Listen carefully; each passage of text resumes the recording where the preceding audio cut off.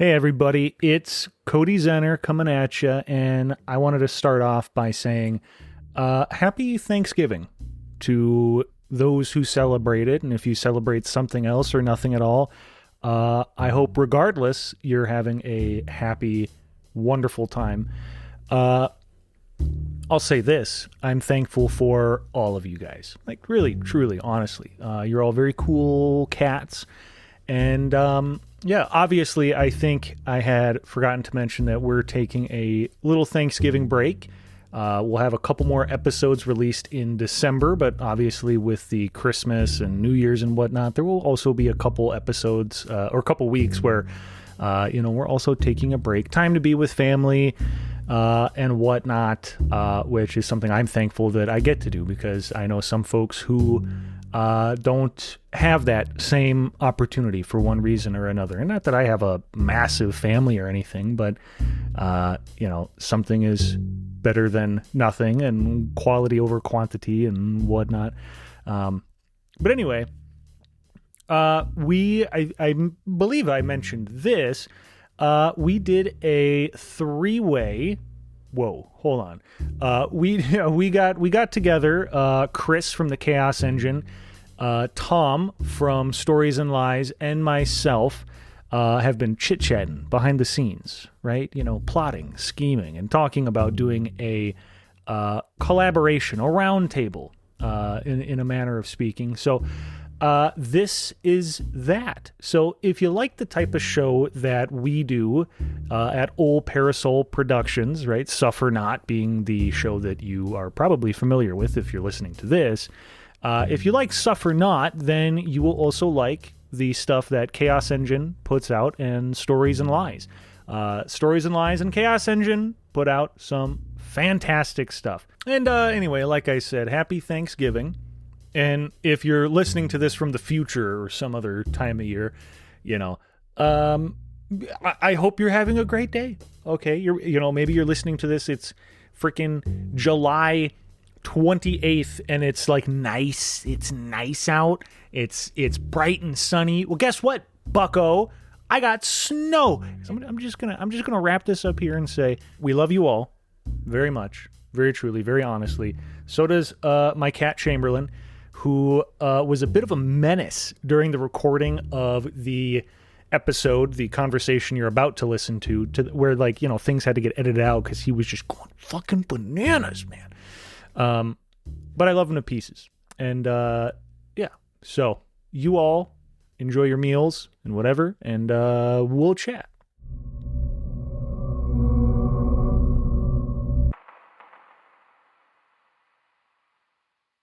We're going to have our good friend Cody joining us today and our good friend Thomas from, respectively, they are with the awesome and amazing podcasts. We have the folks over at Suffer Not, and then we have Stories and Lies joining us. So, hey, guys, thanks for coming. Hello, thank you. I'm glad to be here. This is great. Yeah, so Cody and I had a little conversation about a month or so ago. And Thomas had made a comment that he really wanted to join in. So we're like, well, why can't he? So we got together to bring the melding of our GM handler minds and discuss some topics here. And the first thing that we kind of want to kick off is we're all tangentially, well, Thomas, you're in the thick of Delta Green still. We're still kind of toying with the idea. And Cody, you have done Delta Green in the past, but you're currently doing Call of Cthulhu. But we want to talk about published scenarios for Delta Green, and just kind of go over probably some of our favorites, how they work, what we've changed in some of them, those kind of things. And so I guess I kind of think it would be cool to start off with how many of these scenarios have you guys run versus played in? I can go down the list here real quick if you guys want. Yeah. Let me pull this. Let's go. Well, it's a long list. It is a long list. So we're gonna go through this. We've got Music from a Darkened Room. We've got Reverberations. Now, these are the official releases, I should say. This is not shotgun scenarios or anything like that. So, but yeah. So we have Music from a Darkened Room, Reverberations, Viscid, Extremophilia, The Star Chamber, Observer Effect, Sweetness. We got Kali Gati, PX Poker Night, The Last Equation, Lover in the Ice, Hourglass, Ex Oblivion, Future Perfect Part 1, Future Perfect Part 2. We got Future Perfect Part 3 and 4. So there's a lot there. A Victim of the Art, Jack Frost. And then we kind of go into the bigger ones like Iconoclast. That's a pretty big, hefty campaign. We've got Convergence, From the Dust, Impossible Landscapes. We've got, what else do we got here? We got Black Sat, Night Visions, Sick Again, Wormwood Arena, Puppet Shows, and Shadow Plays. And then I think there was what's the newer one that came out that they released as kind of like a new starting point that I don't see on this list? Is it Meridian? Meridian, yes, thank you.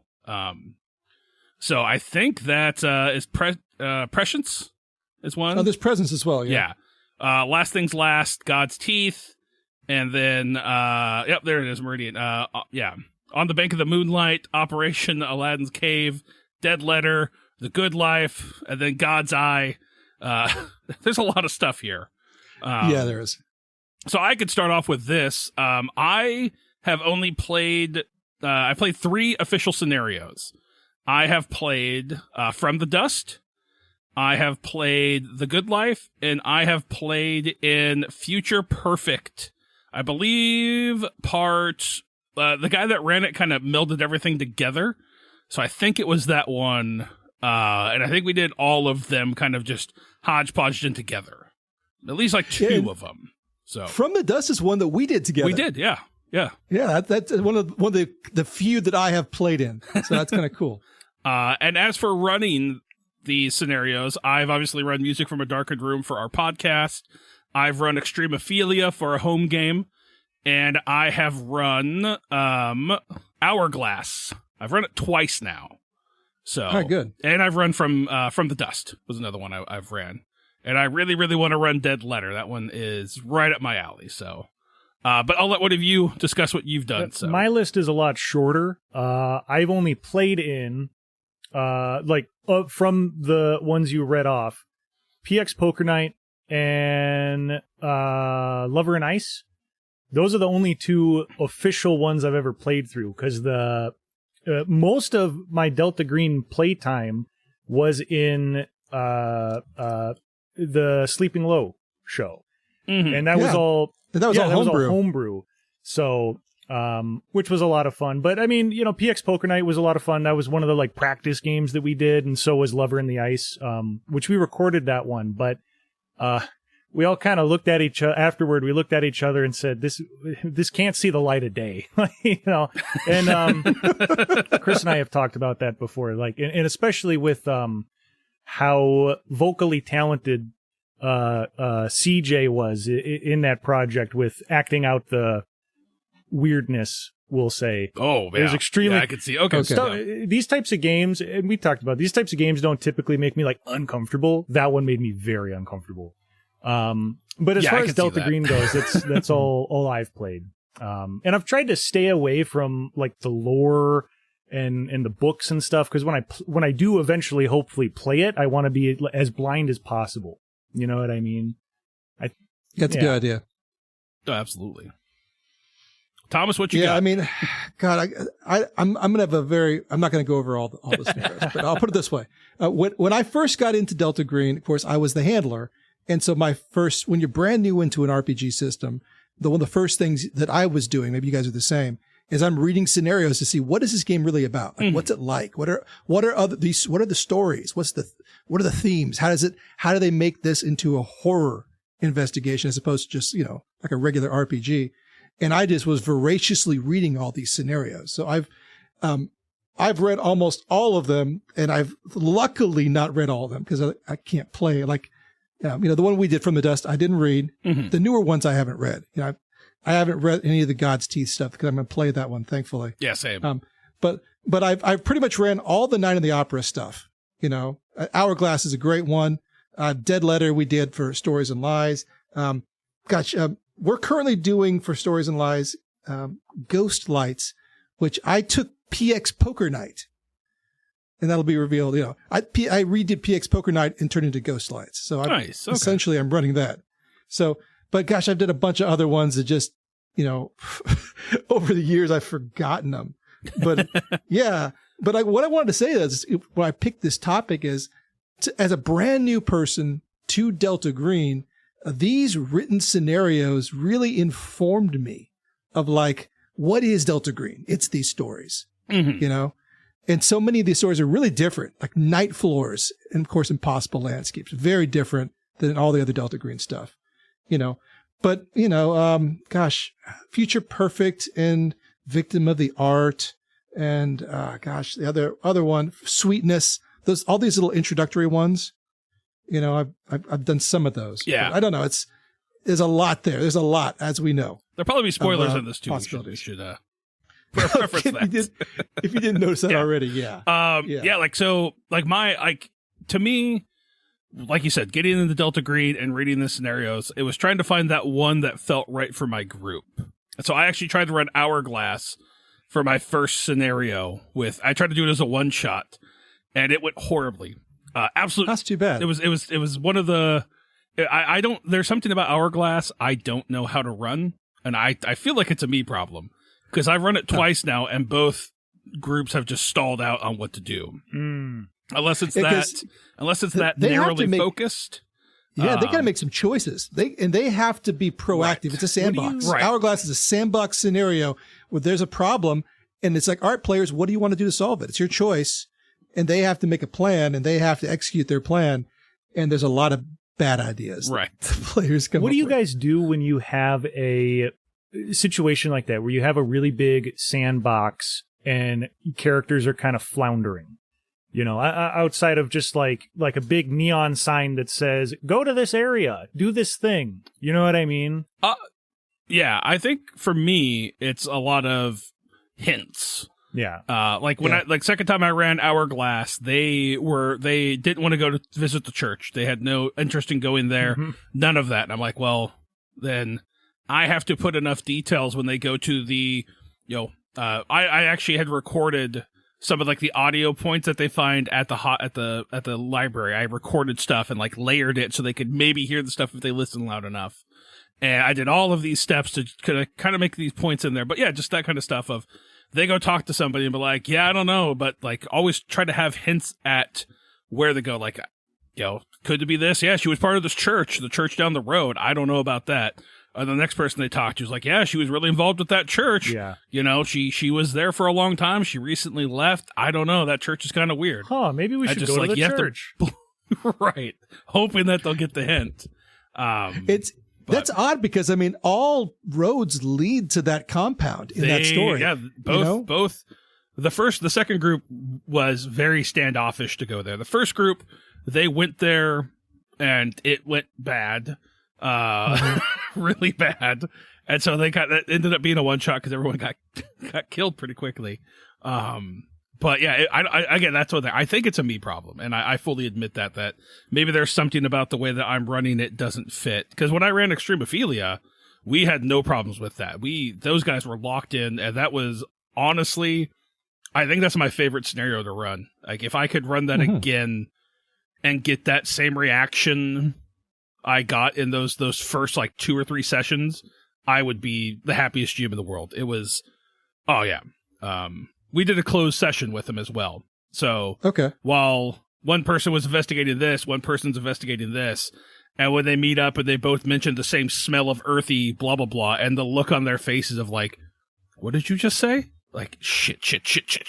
And like realizing all of these things. Or the first time one of them gets infected and puts a nickel in their mouth and starts chewing on it. Like, just the palpable dread and just like, like, what the fuck I got from the crowd was just amazing. So, yeah, I mean, I like that one. There's a lot of great subtle clues, and if your players pick up on it, that feels like the investigation drives itself. And when that happens, those are the best games. Where I'm kind of backseat GMing. I'm just giving information. They're making decisions, and I'm happy with their choices. And they're leading themselves to the next logical story point, and and I can unfold it and let them drive it. But the story's going where it naturally should go. Those are the great games. Right. Yeah. No, absolutely. I would say, do you approach each scenario the same way that you want to, I don't know, I'm trying to think of the best way to say this. Like when you go to run Extremophilia versus like music from a darkened room, are you approaching them the same way? Or are you looking at them and saying, like, how can I make this story have a distinct flow to it? Or do you just like, yep, I'm the GM, I'm going to read sure and make sure all these plot points happen? Like, how do you guys approach that when you're reading these pre-made scenarios? So I've only ever DM'd in Call of Cthulhu. But Delta Green or I've only done Call of Cthulhu. I've done like very similar D&D so, yeah. and Pathfinder and like, you know, Mothership, that type of shit. But I've purposefully avoided running Delta Green because I want to play it. But anyway, this is like when I'm reading like Call of Cthulhu scenarios, you know, and it depends, like some of them are written differently. Some of them are written with a shit ton of detail and some of them are extremely vague. Hold on. I got my cat's playing with a fucking bell. Hold on 1 second. Chamberlain.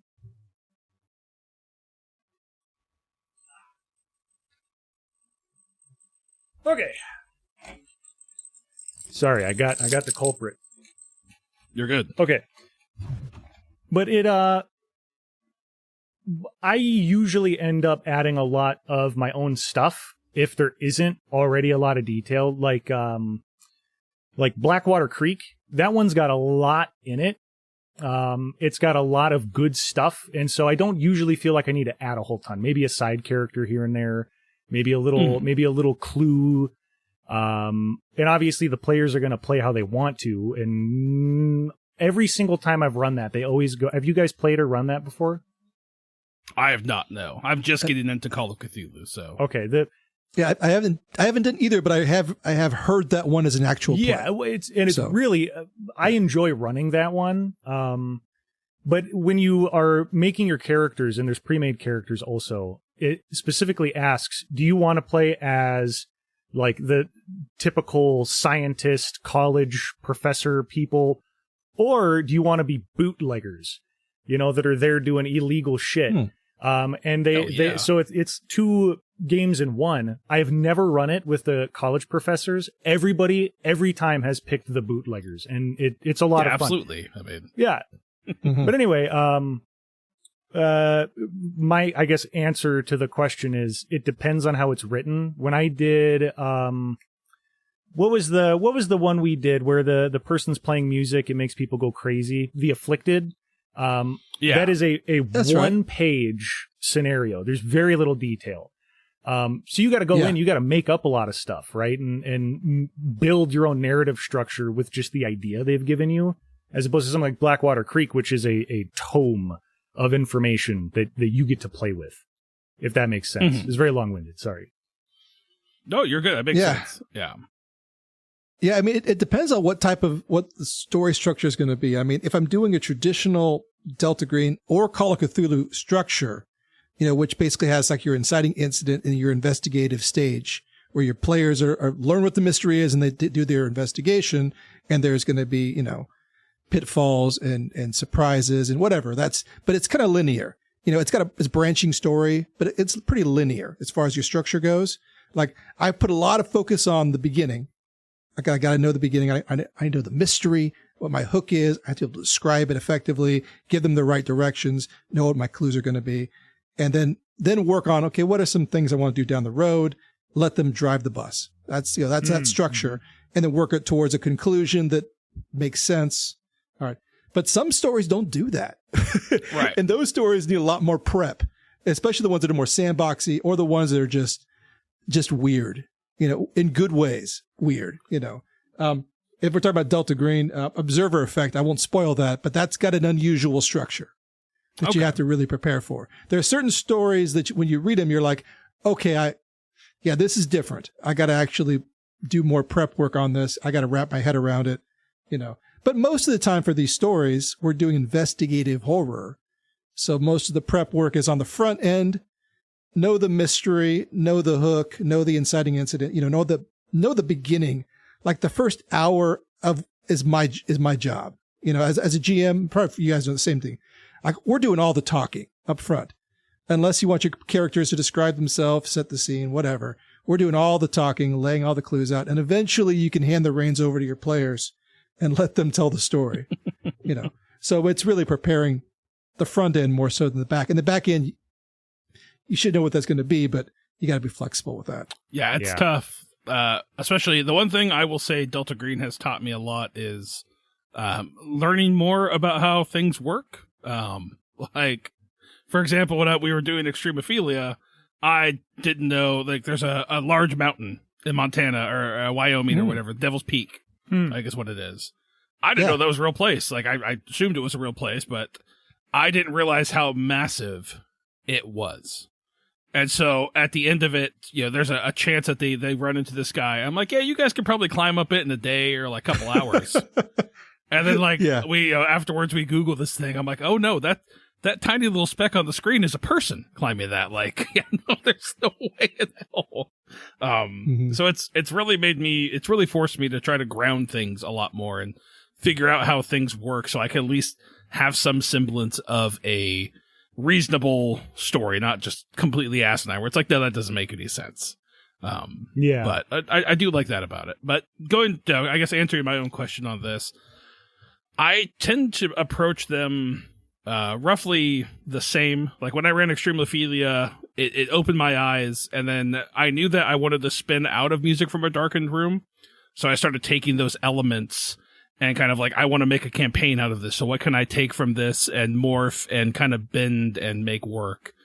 So I think, I don't know, I have a hard time with doing a Delta Green scenario that's just these missions packed together with no no narrative in between them. I think that's what the really good thing that you guys do, Tom, is you guys have that background story that fills in these arcs. And I know that there are home scenes and whatnot in Delta Green that are supposed to help bridge these gaps, but without like a larger overarching narrative, I always find it kind of weird to do a Delta Green combat or just like campaign like that where you're just running published scenario after published scenario with like real no loose connection to them. I ran a Call of Cthulhu campaign like that where it was just me and some friends, and we ran Blackwater Creek, and then we were like, oh, that went really good. Let's play those characters again. And then we played Miss Dews, which is the other like beginner entry level thing. Okay. And we figured, we had like a at home scene. We played it similar to like the Delta Green, right? Like, okay, this is the characters at home. This is how do you like spend your recreation time? And then here's another plot hook to like get them back into it. And then after that one, there was another big hook, oh, your friend got abducted and now he's at, the asylum. And we were going to run the, I forget the name of it, but there's one that takes place at Danvers mental asylum, which was also a real place. And it was genuinely horrific in its own way. But yeah, and then that was going to continue where like, oh, there's this big bad guy that is causing chaos that, they have to pursue. Or not, if they want to just like, there's like a world ending threat. I don't care. I'll just like go drink beer at home.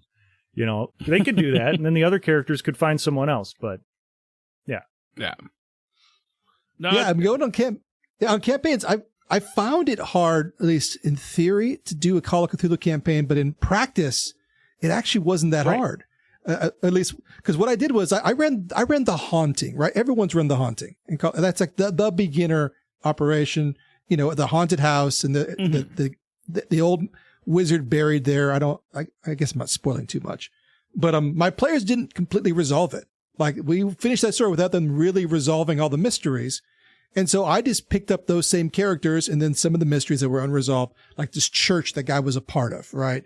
And this dagger that they didn't recover and all these aspects of it.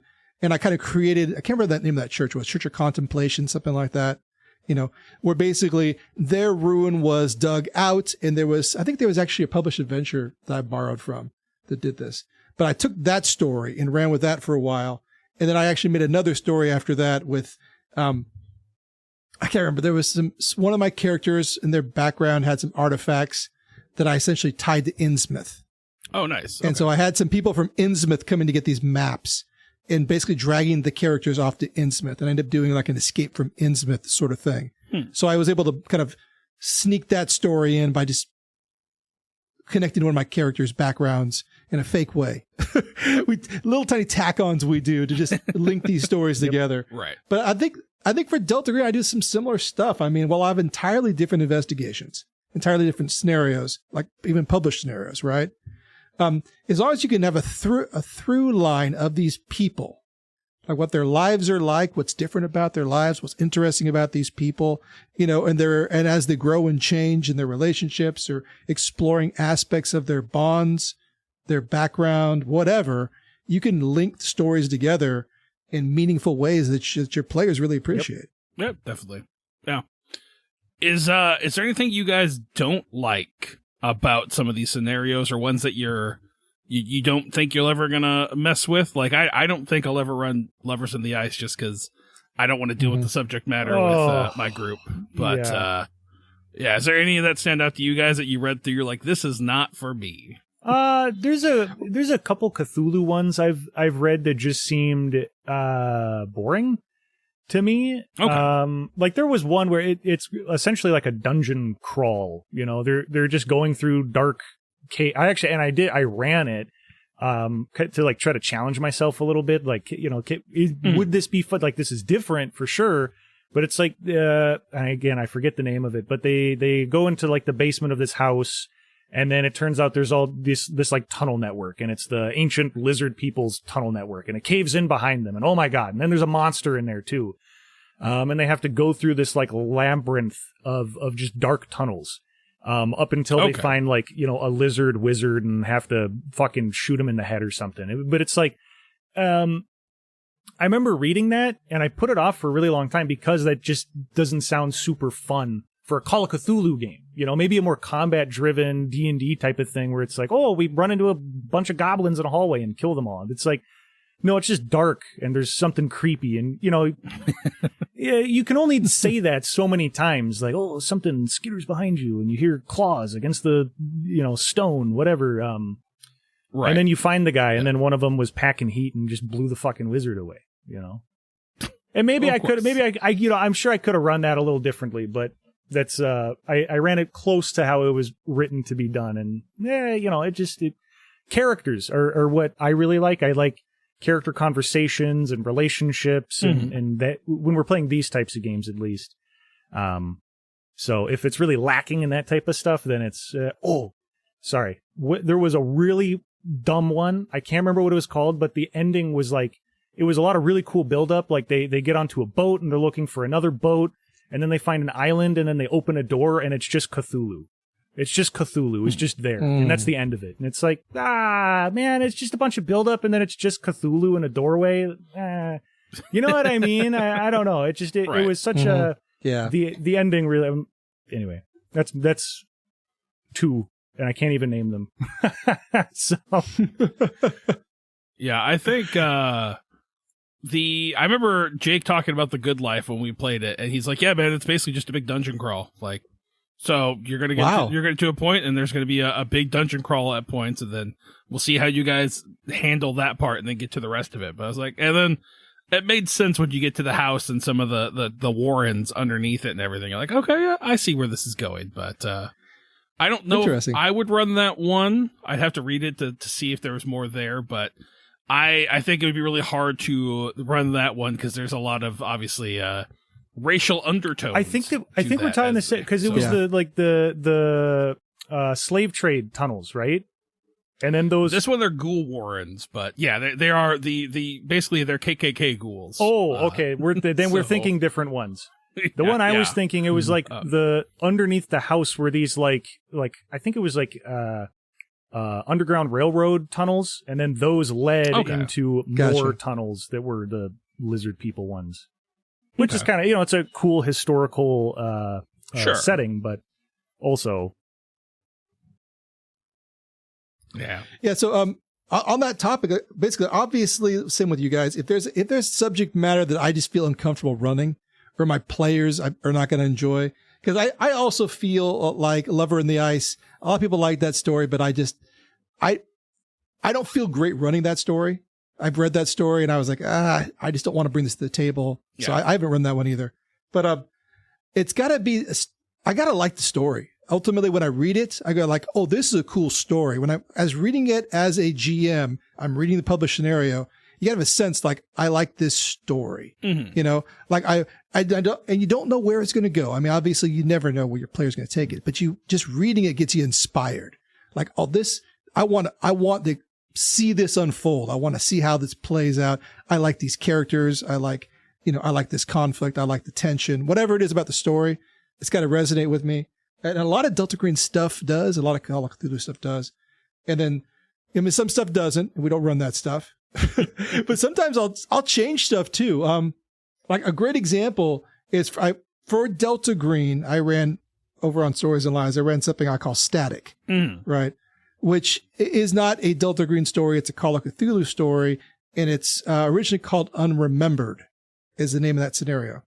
And that one, the third act, I threw out in the entire third act. Like I read it and I love the first two parts and I didn't like the third act at all. So I'm like, fuck it. I got a whole other idea what I want to do with this. Because in the third act, the characters travel to Carcosa and there they go to the throne room of the King in Yellow. And there's like a combat scene, which is just weird to me.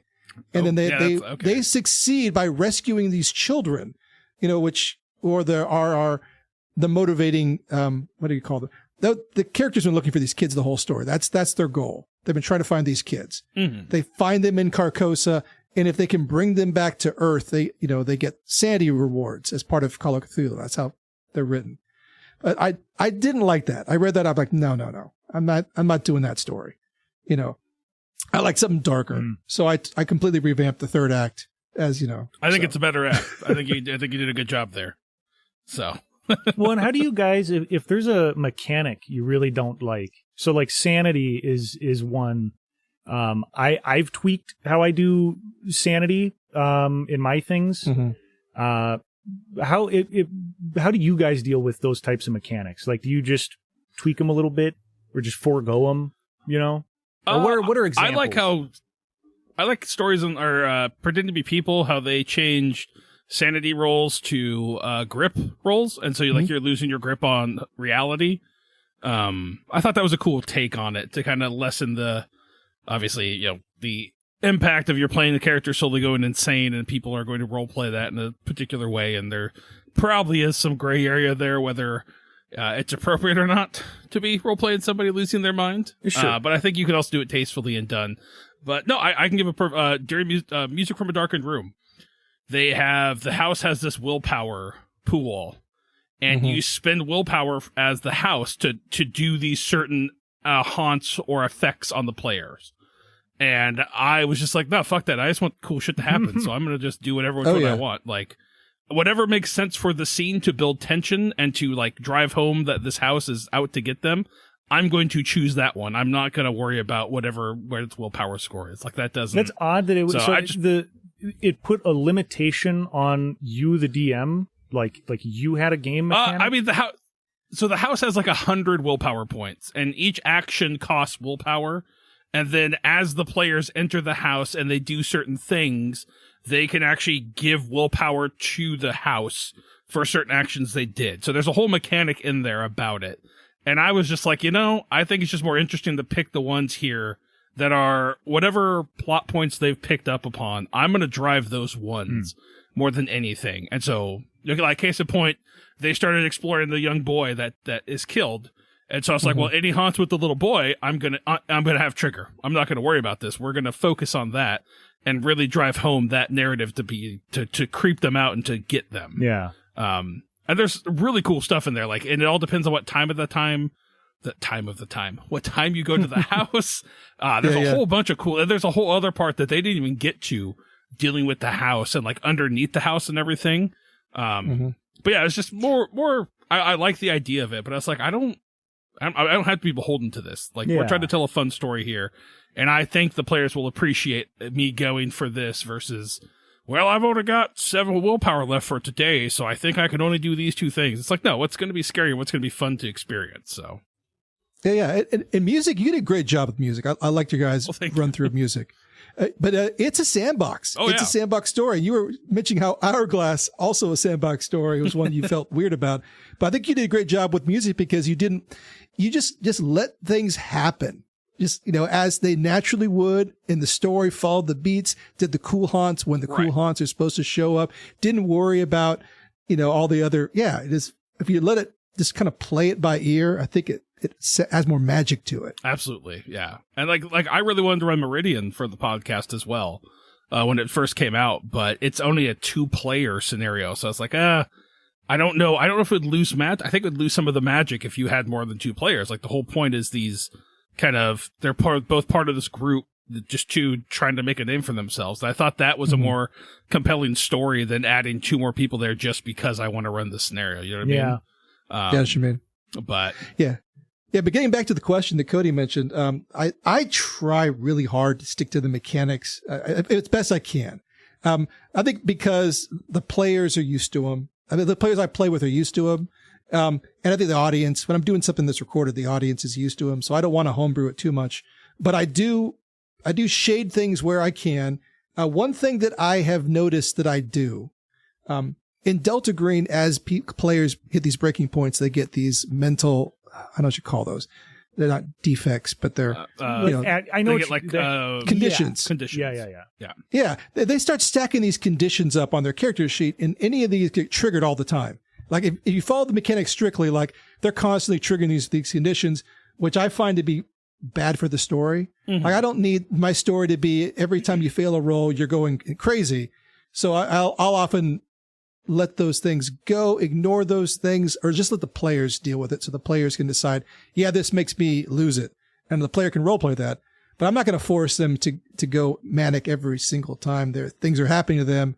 Because I think it detracts from the story. So sometimes I'll ease up on things like that. I think Call of Cthulhu has a cool way of handling that, where like once you hit a breaking point in Call of Cthulhu, or you have that temporary insanity, like you can't take any more sanity damage until like that runs its course. I thought that was kind of a cool mechanic they did, but I think that's how it works. I could be wrong. I haven't played a whole ton yet, but sorry I cut you off, Cody. Oh no, you're good. Are you lagging a little bit? Am I lagging a little bit? Is that me or you? No. I think Chris was lagging for just a sec there. I might have Chris, been. you back to normal? Yeah, he's back to normal now. Okay, beautiful. I managed to pick it up. It just sounded like a robot underwater. It'll do that sometimes. I apologize. No, that's okay. But like, there's a lot of interesting ways that you can deal with potentially traumatic things that characters are going through. It doesn't have to just be like fucking going crazy or necessarily seeing things. Like people in real life develop, and I'm not saying that, necessarily, sometimes maybe it's inappropriate to act out certain disorders, you know what I mean? But, if a character goes through a really traumatic, like near death experience, and, there was other paranormal shit going on, like some people will convince themselves, it's 'cause I hit the light switch 3 times before I left. And then every single time they leave a room, they have to hit the light switch 3 times.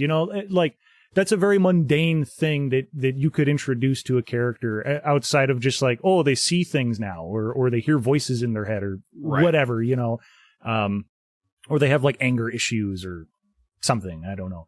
And also just like a really slow decline. I think in some of the games I've run or played in, you take so much psychology, and this is why I don't like having sanity as just a static, 0 to 100, because it's a very complicated thing. Your mental health is much more complicated than just a number on a piece of paper.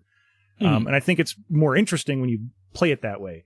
And like in Suffer Not, we don't announce what the character's sanity is. Like we keep track of it, we roll it. I don't think it's ever been, maybe it's been said out loud, you've taken this much. I don't think you guys have ever done a sanity roll or anything like that. Not that you've heard. Yep. Right. That's a good point. Yeah. You're right. I don't remember that either. But potentially you start to see character, changes, character traits, develop over time is the plan, at least, for the, yeah. Does that make sense? Yeah, absolutely. Mm-hmm.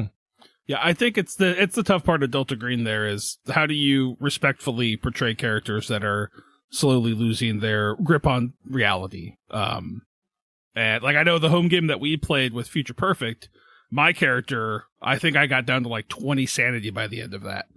And so he had developed this kind of god complex that he thought, since he survived this, nothing could fuck with him. He's on top of the world.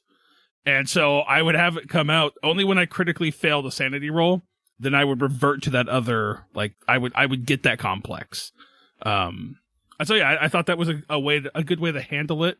But like you said, I just had, like, in the home scenes, I had little things of him just, like, you know, he was trying really hard to get back on this track and do these things and eating healthy, and then he just slowly starts to, like, just stop after time and go back to his old ways of just sitting in a car, eating fast food, watching people, kind of thing. So I think that's what I like about Delta Green is the home scenes and being able to, if you have a group that is really focused in on that and wants to really give their characters a good fleshed out area there, I think it's awesome. Yeah, I don't think I would ever run a game like this again without that mechanic. I love it so much. It humanizes the characters and really gets the players, like, into the world, I think.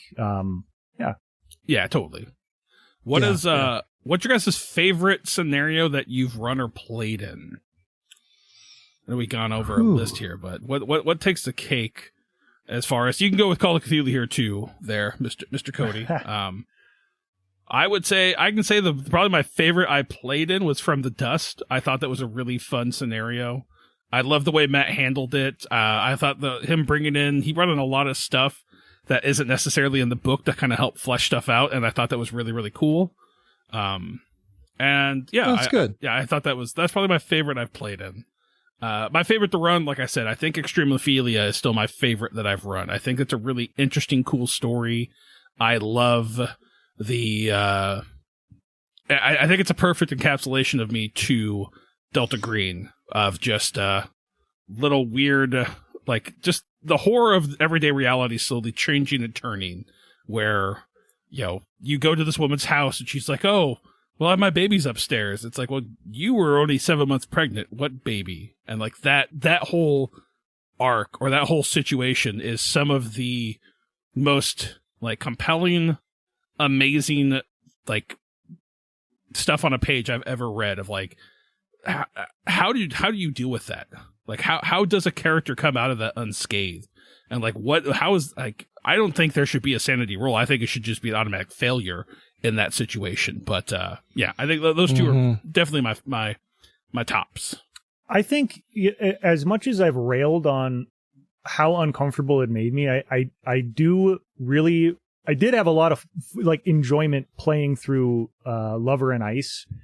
And I think part of it is because you know, like, murder and blood and gore and whatever, like, we see that all the time, every day, in movies and video games, and it's not that, you know, I can play Dead Space for 8 hours, right? Like, but, like, I think that when we played it, and I've never read the scenario, so I don't know, but I can absolutely imagine other people running that very distastefully, very inappropriately. But when we played it, I did really enjoy it. Like, I thought it was really, yeah, that was a good one that I played in. But would I run it?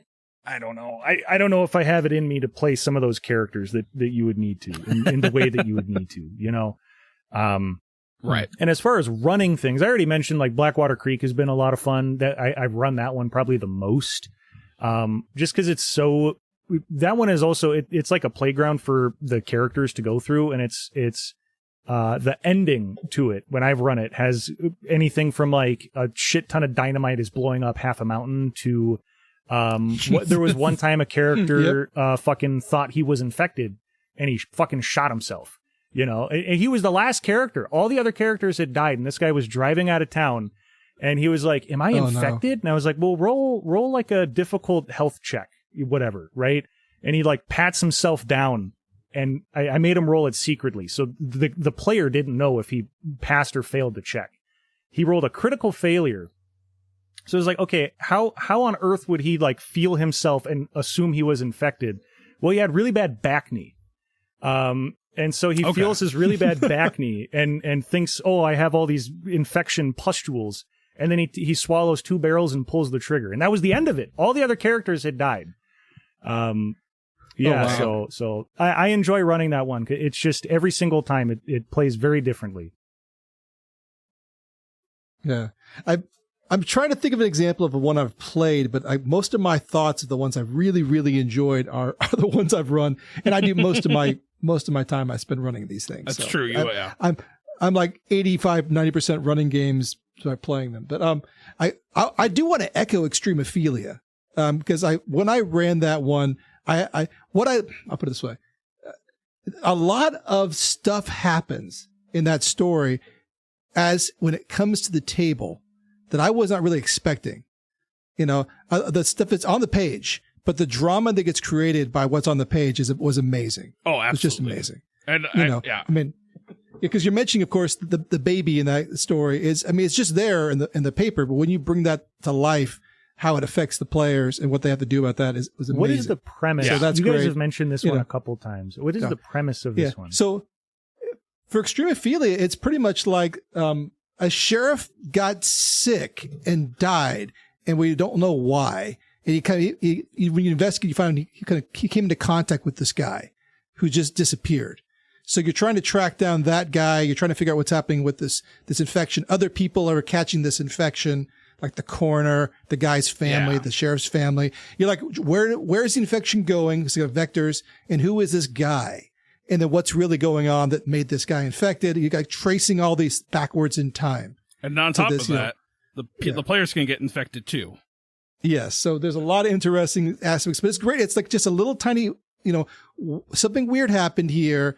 And then they dig into it, and discover this whole other story. That's a lot of fun. It just it truly is like, it's, I think after hearing you guys run it is what really solidified me to do it, Tom. Your first podcast you did, it's like, man, this shit seems pretty cool. And so I've downloaded it because I was still so new to getting into Delta Green. I remember looking for Delta Green podcast, and I think I found the original one you did. And I was like, okay, all right, this is okay, let's do it. And so I jumped into it with that my first one and ran it. And I was like, this is incredible. So it's a good story. There's two other ones I want to mention. My favorite Delta Green is Observer Effect. Okay, so I don't know if have you read that one or not? I have not. So I won't spoil that one then. Yeah, I was told not to read a bunch of them because we were potentially going to run them. So maybe one of these days I'd love to run that one again. That's a great story. It's just a great story. Shane Ivey is the writer, and it's got such a delicious hook that no other Delta Green story has. I don't want to spoil it. Okay, but it's great. So that one's great. I like it because it's a one location mystery. You know what I mean? Oh. Like it all takes place at one location. It's got like a cast of characters, maybe like 5 or 6 characters you have to know as NPCs. So it's, as a handler, you can really get a grasp on who these people are, what this place is, really play within it, kind of sandboxy. And for Call of Cthulhu, I love Saturnine Chalice, which is on the Deadlights, whatever that's called, supplement. But that one's another one location mystery with a small cast of characters with just a little hooks, little clues that builds up to this great story. So those are kind of things I really like to run. I kind of want to run Ex Oblivion just because, is it Oblivione or I don't know how to say that. Yeah. That one seemed really interesting because I remember listening to the Glass Cannon run it. And I don't know how the ending that Grant runs that's how it goes in the book. So I'm really interested to read through that and see how it goes. Because I thought that was a really interesting tale. But I need to see how they run it because I don't like how that one ends. Because it feels very. It turns into like a big war, basically. Like they're trying to survive the town. So I don't. Maybe that's how it's written. I don't know, but it seems like a really cool premise to start with. The hook is really good. The reveal was awesome. And then the end, I'm like, this doesn't feel really Delta Greeny. This feels like a war game at points. So, yeah, I was talking to someone about this one. That story has these wonderful themes of I guess revenge is the right word. Like it's really atonement for sins of the past.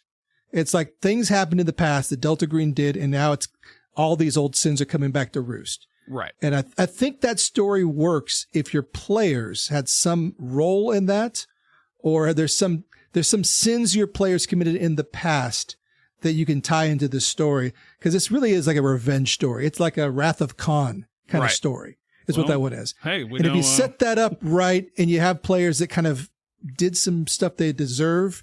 You know, I think that those sorts of themes play better than just dragging 4 randos into a town and Mustang, and then all of a sudden the town's trying to kill them for no reason. Yeah. I don't like that as much. Who knows? George is out doing whatever George is doing. Maybe it ties into that. Mm-hmm. So, it's very much, I don't know. There's so many different variety of things too when it comes to these scenarios. Like I appreciate that about them, where some of them are just like a monster of the week. Other ones just really just mess with you super mentally. And then you have like the iconoclasts and Impossible Landscapes and God Teeth are just such varied giant campaigns too, where it's like, you know, I would like to try to run Iconoclast, but I just don't know if I could. It seems so daunting and like just a huge undertaking. So, I mean, if you ever want to run it, I'll play. I'll let you know. But I might have some more free time here soon. We'll see. Some of my game, my Wednesday game might be coming to an end, or another one game might be coming to an end, so I might have more time. If you guys run that, you should definitely record it. That's all I'm saying. Yeah, why not? Yeah, you're good. You're really into that stuff too, aren't you? Like, you're pretty military and gun focused, aren't you, Cody? Not like a bad way. I mean, I like guns, you know, and I read books and videos and such. Yeah, sure. You play War Thunder, or whatever it is. You've possibly leaked CIA confidential material. I did. I had a buddy. He left his laptop unlocked. I'm sorry. Yeah. I think the one I really want to run the most right now, I really want to do Dead Letter. I loved your guys' run through that, Tom. And I love the premise of it. Like, Reanimator is one of my favorite H.P. Lovecraft stories, so having that kind of tied in and good movie. Makes me even more stoked for it all. But yeah, definitely that's on the list of things to run eventually once I find a group to go back at the Delta Green. So yeah, that's another sandbox story as well. So yeah, you have to similar sort of thing. You set it all up. Yep. Know your NPCs and let's see how your players want to interact with one. But that one, like Hourglass, you really have to have players that have a plan and have a good plan and are willing to execute their plan. Right. Yeah, absolutely. Yeah. It's it's a must for a lot of that's these. something to know too. Like, for people that are listening to this and like, oh, I want to run a game sometime. Like, you got to really know your players too. If you have a group of people, and you know them pretty well, like when you go to the game store and start reading the back of books, you know, does this sound like something they would interact well with, that they'd have fun with, that they would do? You know, I have a buddy who, he tries to DM for the same group of people, like over and over and over again. And he comes into it with like, you know, this idea of what he wants to play and run. But then those people are always doing something entirely different. And he comes away super disappointed. And I'm like, okay, but you know these people, you know, they just want to like turn their brain off and kill goblins, right? And then you're presenting them with this kind of complex, like historical, narrative heavy, role play heavy thing, and then they're not engaging with it. And it's like, okay, well, you know, I'm sorry you bought those books and it didn't work out, but you know, you've played with them tons before. You know what I mean? Like, so anyway, like know your audience when you're going into it, for sure. Oh yeah. Absolutely. And I think that's I know, like when I sat down to get folks in the Delta Green, I sat down, I was like, hey, here are the scenarios I'm running. Here's the pitch. This. Like, which one of these sounds the most interesting to you to try out? We select one, and then I'll kind of narrow it down. Like, I think these 3 would be really fun to run. Of those 3, which one do you guys think would be cool to play in? And then we kind of go that route. So it helps that way. Like you said, get your players invested, give them the story, give them a little bit to get them the juices in their brain going, and kind of roll out that way. So, but yeah, I think there's a huge variety when it comes to these scenarios, as we kind of talked about here. And I don't think there are any of them that are downright terrible or bad. They just have subject matter that I prefer not to fuck with. That's kind of my biggest takeaway from a lot of these. Like, I look at, like, you know, go the Dungeons and Dragons 5th edition, trying to run their first ever scenario they put out for 5e, which was Horde of the Dragon Queen or whatever, and it was a terribly designed adventure. Like, it's one of the worst things I've ever run in my life, and I did everything I could to salvage it, and it's poop. It's just straight poop. And I was like, I don't want to, like, And I can't think I've ever had a Delta Green scenario that I've read. I'm like, this is not good. Like, they're all like, really, this is really good. I just don't know if I want to. I don't know if I want to go through this. Yeah, yeah. And I should say too, like the two that I kind of dogged on a little bit earlier, like I'm not saying they were bad. It's just they had some good pieces, but then were lacking significantly in other areas. You know, like the one, it was really cool, and then the ending was just like also kind of poop. And then the other one, it's just like, you know, I don't know. But yeah, I don't think there's been one I read that I was like, this is terrible. You know, or this is bad, or you should be ashamed for writing this. Get this out of my face and burn it.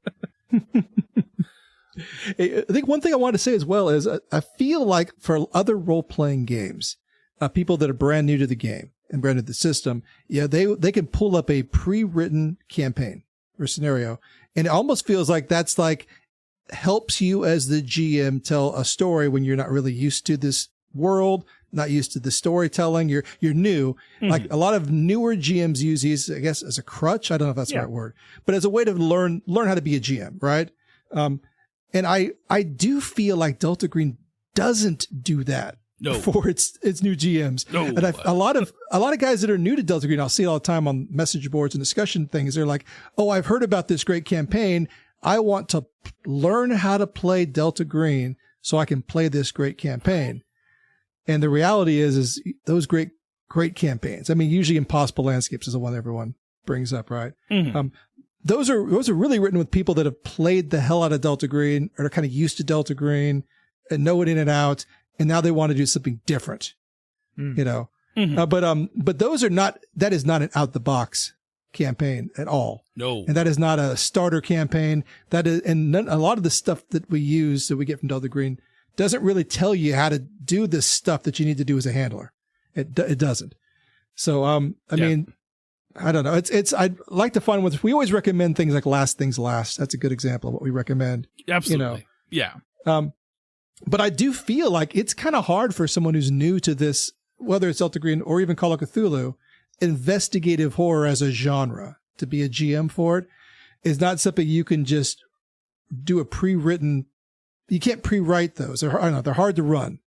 People do it. But I just feel like it's something you really got to put some time into, maybe listen to other guys do it, maybe practice, maybe participate. It's not a simple thing doing this. It took me a while when I was evolving from, I started with D&D when I was young, right? I evolved into the storytelling system, White Wolf, they're vampires, werewolves, mage, whatever. But that system, I evolved into that for like about 8 or 10 years. That was my world. And I had to change that way of being a GM into being a Call of Cthulhu and a Delta Green GM, which is a different way to run these games. Oh, absolutely. And I had to relearn a lot of stuff to do this, you know. Mm-hmm. Yeah, I can hit a similar thing coming from like D&D and learning like Powered by the Apocalypse games, and then like Blades of the Dark. Just the shift of my brain to those really helped a lot coming into these Delta Green ones. And I'll absolutely give you that. I think that was kind of the big issue I had running Hourglass for the first time is I just have the stat for the police chief. And like, hey, this is police chief, blah, blah, blah. He works with blah, blah, blah, and does blah, blah, blah. I was like, okay. And then I wasn't really comfortable enough to like give him his own persona of, well, what do I want to make this police chief? And I you know, it's up to me to decide, is he going to be, and like, I think there are lines in there that he's antagonistic. He does these things, but it's up to me to how far does he go? It's up to me to decide where that line is going to be. And as a newcomer into it, it was really tough of like, well, I need his motivations. I need to know how I'm supposed to play him as a character. And so, yeah, it's definitely tough when you first get into it with that, because a lot of the stuff, they give you like 3 or 4 pages of just characters and stats, and like, here's a little blurb about their life. Here's a little blurb about their life. And, it's definitely tough. Definitely. Yeah, tough. well, you made a really good point with pre-written adventures are really good. Like if you've never run a game before, I highly discourage people. Generally, everybody's different, but I generally discourage people from just trying to write your own thing if you've never DM'd before or whatever. I know people have done it. I did that same Don't be thing when I was I played D&D, and then I tried to run it, and I wrote my own thing. And it was the most generic fucking shit ever, right? You all wake up in a tavern, and then, bad guys attack the town. It was extremely generic, but when I so like Suffer Not, I is all written, right, by me. I've written all of it, and it is a lot to like spreadsheets and pages and pages and pages of words. It takes a lot of work. So if you're wanting to make your own thing, you definitely need to practice a little bit. And also like what you were saying, Chris, I think it's a little bit of improv and a little bit of prep and some mix ratio of the two, especially if you have like a bunch of characters, like, oh, we go up and talk to the sheriff, and it's like, fuck, what does this guy sound like? You just got to make something up. If you've never thought about what this guy sounds like, especially, oh, we walk into a bar, what's the waiter sound like? What is, and you can kind of skip that a little bit, like, oh, the waiter takes you to the table and sits you down, takes your order, walks away, right? You can do that too. But there's only so much of that you can do before you need to have a conversation. Oh, okay, we pull the waiter aside.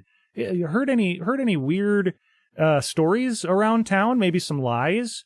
No, I haven't. Sure haven't. Bye. Anyway, yeah. But then also, you have to have the right characters like really prepped, like what you were saying. What is this guy's motivations? What are, does he have children? How old are the children, right? Or do they annoy him when he gets home and he wants to just like relax? Like, well, maybe that's why he's having a bad mood. You can go as deep as you want. Yeah. No, I think, Tom, do you, when you're taking these pre-written scenarios that you have on Stories and Lies, and obviously this can go to you too, Cody, but you've kind of written all the NPCs yourself, but do you ever find yourself changing the motivations of the NPCs that are in the books from these scenarios that you're running? Like if you find a character, you're like, I think this character, I think they might do this way or this way, or what happens if I take this character and make it a little bit different and make them do this versus this? Like do you really ever mess with that? I might do it unintentionally. I think what I end up doing is like, I read the scenario, I read the story, I try to internalize what are these people's motivations, who are these people, what are they about? If left to their own devices, what would they do? I try to figure out who these people are. And then when I do all that stuff in my brain, my brain comes up with a character for these people. And hopefully it matches what's written down. Many times it does, sometimes it doesn't. Sometimes I just completely have a new person, right?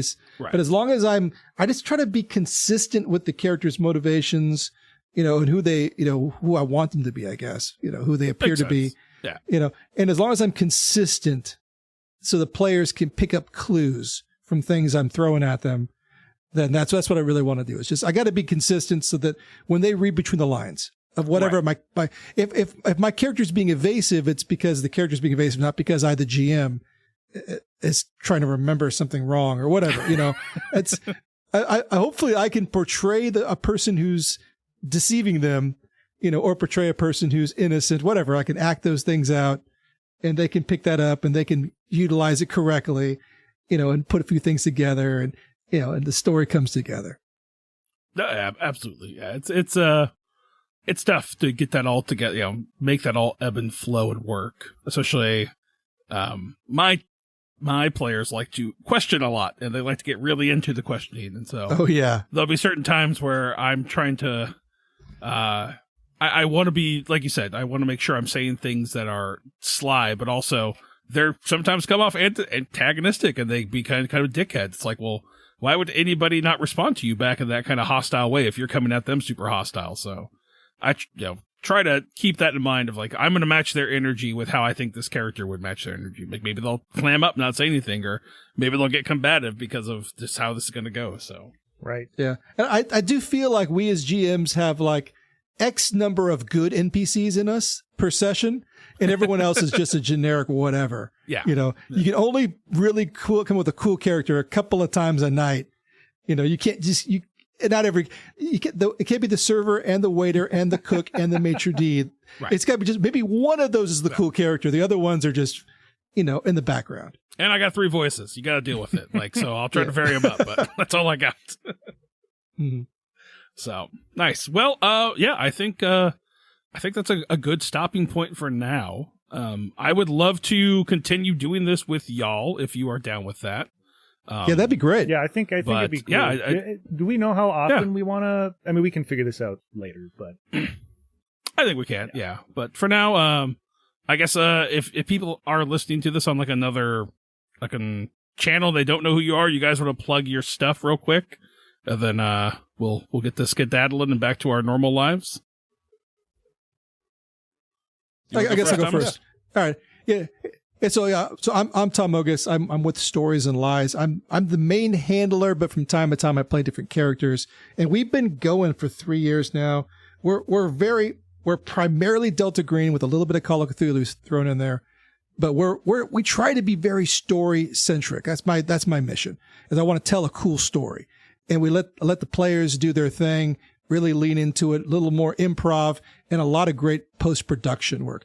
And I feel like what we do and what Cody does are a lot of the same vein. So I'll let you take it away, Cody. Yeah, and hi, I'm the main GM for Suffer Not, which is very similar, right? My goal has been to make a narrative cinematic show, right, with characters and sound effects and music and yeah, I think we generally do a pretty similar thing. The difference being that, you know, my stuff is primarily Call of Cthulhu, at least the show Suffer Not is. We play other stuff and we plan on making other shows in different systems. I'm not like married to Call of Cthulhu or anything like that. But also the show is set in a different time period. It's 1911 as opposed to the 20s or the 80s. So there's different challenges for both me, like researching stuff, and then the players, like, you know, not only do they not have cell phones, they don't have phone booths. They have to find a telegraph if there's even one around them, you know? So yeah. Oh, nice. And I'm Chris. I'm the main GM handler, whatever you want to say, for Chaos Engine Podcast. We play Delta Green. We're currently doing Traveler. We've played a bunch of systems. We did a sweet Mothership arc with Tom's crew at Stories and Lies. We've done some 13th Age 2nd Edition. So yeah, we just try it. We did some Down Darker Trails. So we try things out. But we try to go for more like Friends at the Table vibe and kind of more low key. But I think we have pretty good audio quality. That was a big thing for me, was making sure that quality is good. So if you ever want to feel like you're hanging out with friends, let's play in a game. That's what we strive for. So hopefully we succeed. But yeah, good stuff. Yeah, so we'll be back. I'll say that much. When? Don't know, but we will be. So thanks everyone for listening. Agreed. Yeah, thank you. Yeah. Thanks for having us.